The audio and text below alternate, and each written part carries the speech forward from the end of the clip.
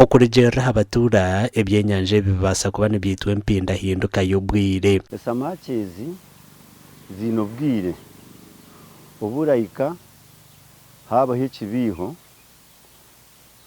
zikagaruka hasi, umushana gwajwa ekika kikazimusa zikaza higuru hagati y'umwaka n'emyaka 2 ninga 3.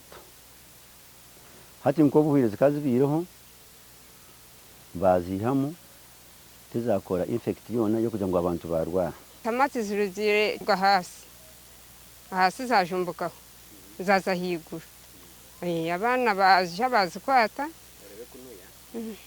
mukazi umwe narongo akisha yazirati yakwata esamaki yata hija mukasheshe hijaho mushohi yija yazikwata mukatimba yata. Remigius Turiyahabwe meya wa Gacinga Town Council ayerekera kwatwaho ahabwe cyugwereze iki. It is true, I got information when I was here at the office that in Kitere Crater Lake fish was floating like nothing, and people were just picking fish using their hands without nets.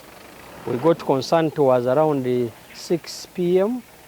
We tried to convince people not to eat the fish because we could not ascertain why they were floating.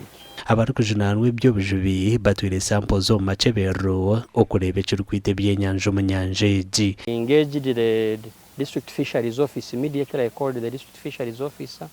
So yesterday he came with his team and automatically more fish were floating. So what he did, he got the water samples of the crater lake and got fish, and as we talk now we got some sample fish for testing. Amakuru agagasha kwa Gilbert Muhanguzi omuru Bunyangabu.